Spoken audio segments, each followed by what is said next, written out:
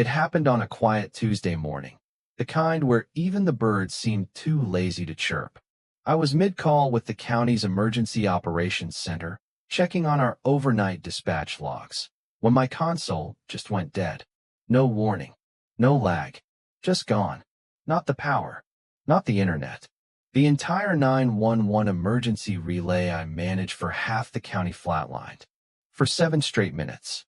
Now, unless you've worked in emergency response, 7 minutes might not sound like much. But in my world, 7 minutes is the difference between a grandma surviving a house fire or dying alone in the smoke. It's the time it takes for a car crash victim to bleed out while dispatch can't locate them. 7 minutes is a graveyard. I launched into diagnostics like a firefighter into flames. Traced every signal, pinged every node. And what I found made my stomach turn. One of my private Wi-Fi boosters, the one I'd installed myself in a locked shed behind my house, secured with a steel latch and encrypted padlock, was missing. Not unplugged, not offline, gone. I pulled up the motion cameras, and there she was. Karen Caldwell, president of our HOA, marching across my lawn in her ridiculous oversized sun hat, laminated badge swinging off her windbreaker, and what else? Toting my Wi-Fi booster under her arm like she'd picked it up from a yard sale. I didn't know whether to laugh or scream. This woman once argued that solar panels violated the neighborhood's visual serenity. She once tried to fine my neighbor for painting his mailbox a shade she called too passionate. And now she had crossed into federal territory without a second thought. But here's the thing. I couldn't go charging over like some action movie hero. As a 911 network coordinator, my job is to stay calm while everything around me catches fire.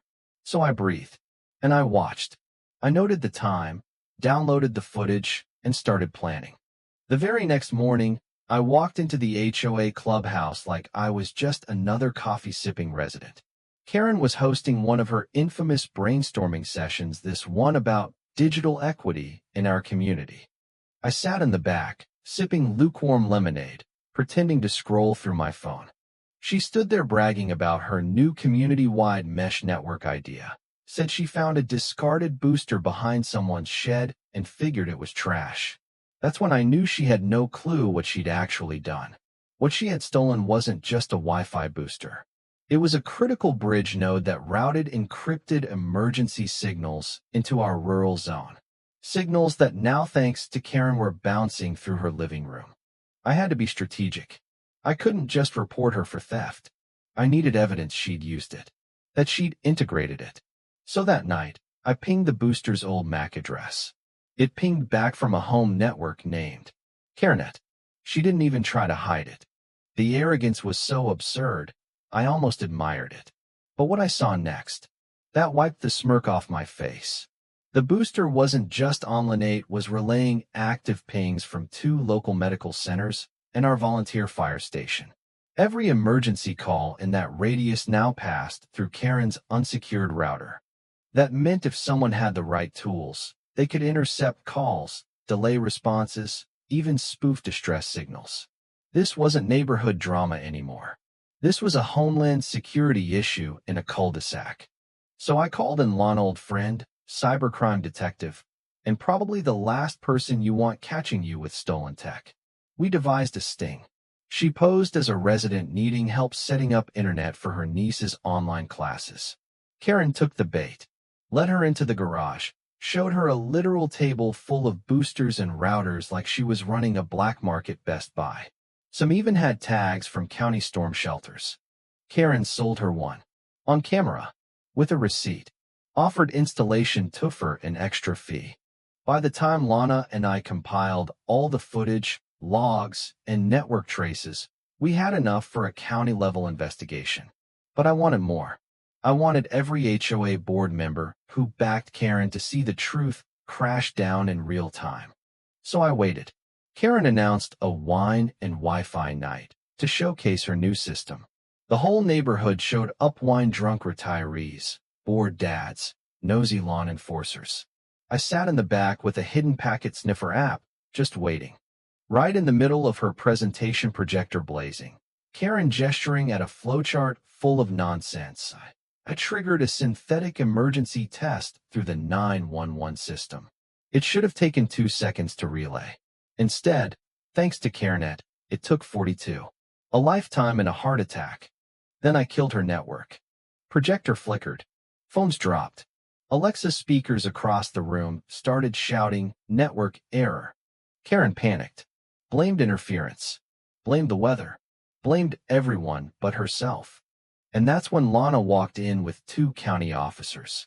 They approached Karen calmly, asked for receipts.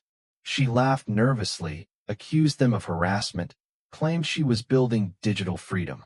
Then I walked up. No words. Just handed Lana a flash drive with the theft footage. Karen went pale. The crowd went silent. Terry, the HOA president who had once echoed everything she said like a hype man, stood up and suspended her from all tech-related duties. But here's where it gets wild. A week later, Karen's network went live again. Only this time, it wasn't CareNet. It was called Liberty Signal_X. And it was broadcasting on frequencies I'd only seen in military-grade equipment. Adaptive. Encrypted. Satellite bridging. This thing wasn't consumer tech. She'd plugged in something she didn't understand again. I scanned the device.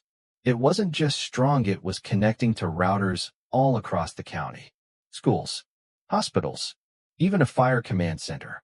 The whole town was becoming part of her Frankenstein network. I met Lana again. We flagged it. This was no longer county business. This was federal. Turns out, Karen had unknowingly bought a stolen prototype from a black market ad targeted at community leaders. The booster was meant for FEMA disaster zones. It had been missing for months. And now, Karen had turned it into a backyard signal beacon. A few days later, a white SUV rolled into the neighborhood. 2 plainclothes agents stepped out, knocked on Karen's door. She let them in. She came out screaming. 20 minutes later, they walked out with every piece of her network boxed up and labeled as federal property. The next HOA meeting, Terry announced Karen's formal removal. Her nameplate gone. Her yard empty. Her flamingos and laminated flyers nowhere in sight. People cheered. Someone brought cupcakes. A kid rode their bike without being yelled at. But I couldn't relax. Because that booster, before it shut down, it pinged a remote server in Virginia. Someone else had been watching. Someone who wanted to see what would happen when a loudmouth HOA president unknowingly activated a federal prototype. So yeah, Karen's gone. But that signal might still be blinking out there. And the next person who catches it might not be as clueless. Or as easy to catch. So check your Wi-Fi names, neighbors. If you see something called Liberty Signal_X, run a trace. Or just run. Because next time, it might not be Karen with a sun hat and a clipboard. It might be someone who knows exactly what they're doing. If you made it this far, I want to know what you think. Was I right to set the trap the way I did? Should Karen face real jail time for what she did, or was she just another victim of tech she didn't understand? Drop your thoughts in the comments. Share this if you've ever dealt with a power-hungry HOA. And hey, stay safe out there. Even your Wi-Fi router might be part of something bigger than you think.